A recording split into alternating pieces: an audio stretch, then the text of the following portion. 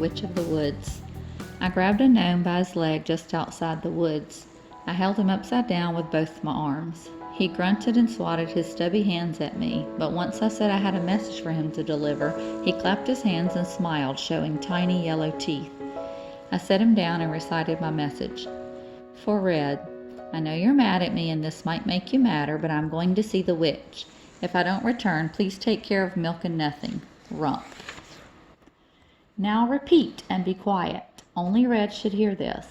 The gnome repeated the message in a croaky little voice and then sped off to deliver it, chanting, "Message for Red! Message for Red!" over and over.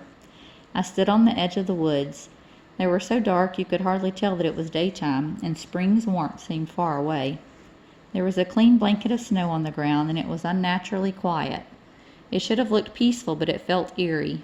My heart was pounding so hard I could feel it in my throat and ears. I looked for the path that Red had shown me before when we went to the honey. Something about that path made me feel a little safer, but I didn't see any sign of it. Perhaps it was hidden beneath the snow. Perhaps the witch didn't want to be found.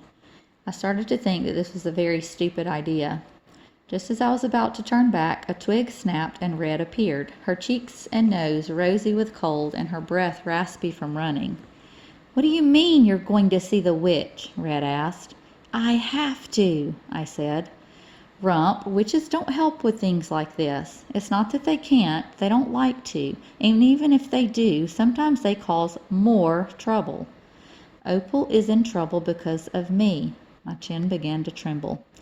"Opal got taken away because her father is a greedy pig."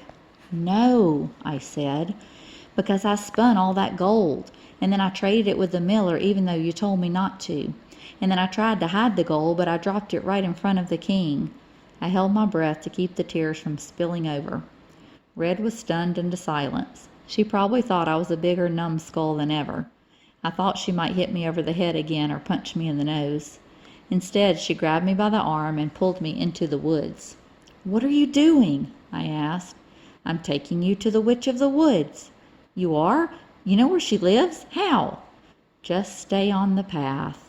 "But there isn't any—" I trailed off as I looked down to see the path beneath my feet again, stretching out into the woods. Now I was certain this was a path that only revealed itself for Red. We followed the path for a ways until dark trees surrounded us and the village had disappeared behind. This path didn't wind or wander much. It was narrow but clear, with stones along either side. Red walked fast and determined, still pulling me by the arm. A squirrel chirped and screeched right above my head. "Squirrel!" I squeaked, crouching down and covering my head with my arms. Fitzgerald, a boy younger but much bigger than me, was once challenged to run into the woods, and he got attacked by mad squirrels. He still has little teeth marks all over his face and neck. "They won't attack you," said Red. I slowly looked up and saw that the squirrel was gone. "And they never attacked Fitzgerald either. That's the story he tells, but his scars are really just from the pox and scratching so much." We were walking uphill now, and the farther up the mountain we went, the colder it got. Soon snow began to fall, even though it had been warm in the village. Big, fat flakes came and settled, threatening to cover the path if we didn't hurry. My feet were numb. Then, finally, as if it had just materialized before me, we saw a cottage, nestled in the trees, smoke rising from the chimney. I stood frozen for a minute, and I almost ran back just as fast as I had come, but the door unlatched and someone came out, a hobbling bent over a stick.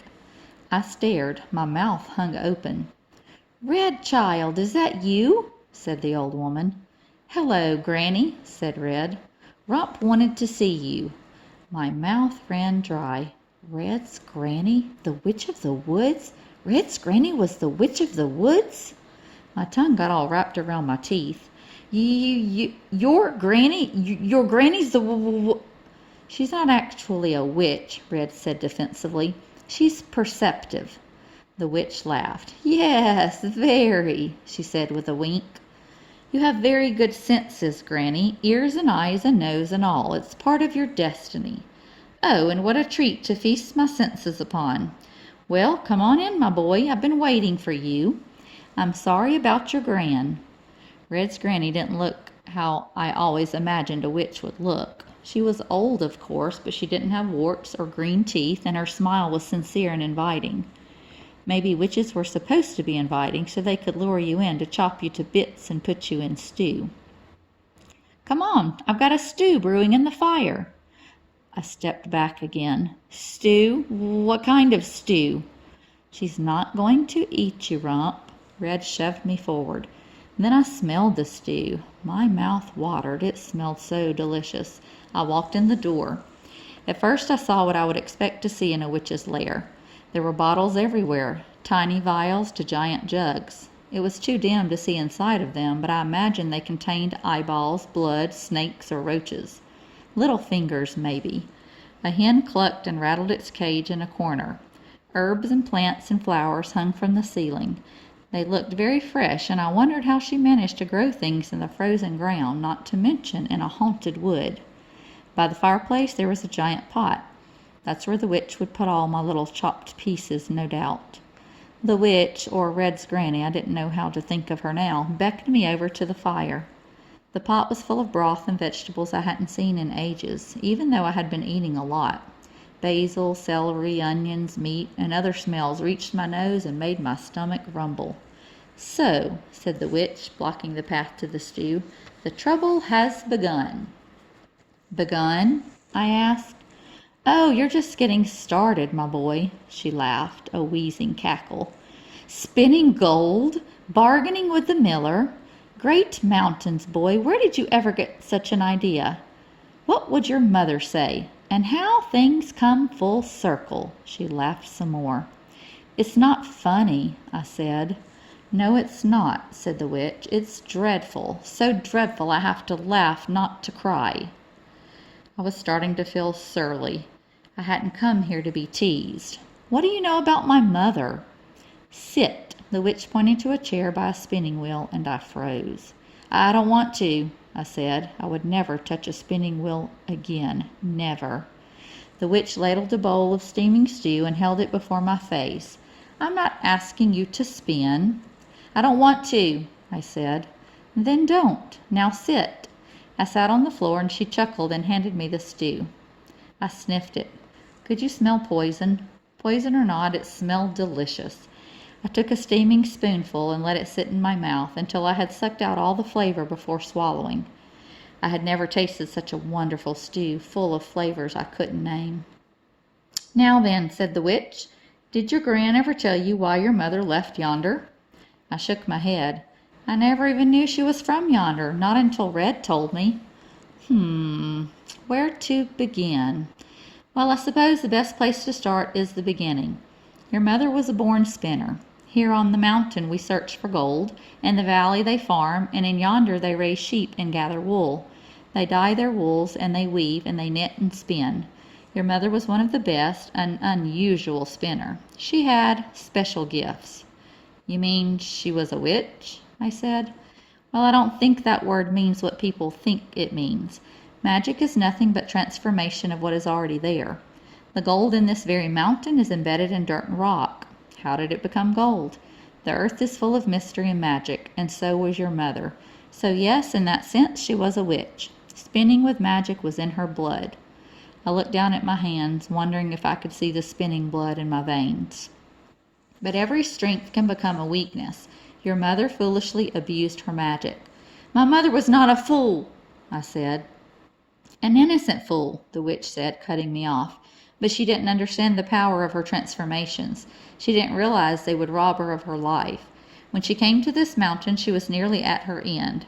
I found it a miracle she had lived long enough to marry and give birth to you." "But why? What was so wrong with the spinning?" "Well, surely you've guessed at the consequences of such magic," said the witch. I thought for a moment. "Something to do with bargains?" "A fair guess. When you gave your gold to the miller, you made a bargain, no?" "A fool's bargain," said Red. "Hush, girl." Red was silent. "He gave me food," I said. "How much food?" I hesitated. "Enough for me." "But an even trade?" I stood still. I knew it hadn't been an even trade, but I didn't want to believe our trades had been anything but normal. The miller has never been fair. When has he ever made an even trade? "Spinning straw to gold is a dramatic transformation," said the witch. "It would take a lot out of a person, even their own control over their magic. You were unable to demand a fair bargain for your gold. You couldn't even name a price." A chill ran through me. But that couldn't be true. "What about the king?" I said. "He took my gold, and he didn't give me anything." "Didn't he?" I thought back to when King Barf had demanded the gold from me. I hadn't given it to him right away. I first asked him what he would give me. "Give me the gold, and I will spare your life." And I had given it to him. "So they can't offer me anything. What if they offer me dirt, or a slug, or something really awful?" "Well, I suppose it could be awful. But so long as what they promise has some value, and they are able to give it, then the bargain stands." "Well, what if I don't want what they offer?" "Ah, well, that makes this a dangerous business. Your mother never would have come to me had she been able to refuse a bargain. That is the reason she came to me. When an offer was made, she was bound. She had to give them the gold, and she had to take what they offered, even if she didn't want it. My will, my control, that was the price, the consequence of this magic. I thought of all those times I had brought gold to the miller. "What will you give me?" I had asked, so desperately, as if I were offering rubbish instead of gold. I had never made demands or requests. I had never refused his offer, and I hadn't even had the sense to question or wonder. The magic had been working on me all this time, wrapping me up in tight tangles, robbing me of my control. I thought of my mother drowning in all that gold. "Couldn't you have helped my mother at all?" "Well, I believe I did help her, though not in the way she expected." "But she's dead." Anger flared inside me like a hot spark. "If you really had helped her, she wouldn't be dead." "Her fate was sealed long before she came to me," said the witch. "But while she was still alive, I told her of the one thing that could free her from her bindings." "What?" I asked, feeling a speck of hope. "Have you ever heard of a stiltskin?" Stiltskin? It had a familiar sound, but I didn't know what it meant or where I might have heard it. A stiltskin is a magic at its greatest. Pure magic, unmeddled with, and more powerful than any enchantment or spell. Where can I get one? What do they look like? "Well, they could be anywhere, I suppose, and they can look like anything. It could be a tree or a rock or a mountain. A stiltskin's magic grows with the object, becomes part of it. It's a real deep-in-the-bones kind of magic. Can't be taken away or undone or even abused. It's stronger than even the strongest curse. I told your mother that was the only way to untangle her mess, but she never did find one, at least not until it was too late." "Then she did find one? Where is it? Do you have it?" The witch looked startled, but then she smiled. "It is a good question, but the better question is, do you have one?" "How could I? I've never even heard of a stiltskin until now." "Well then, a stiltskin is something that must be found on one's own. It can't be borrowed or stolen. It has to be yours." "How do I get one that's mine?"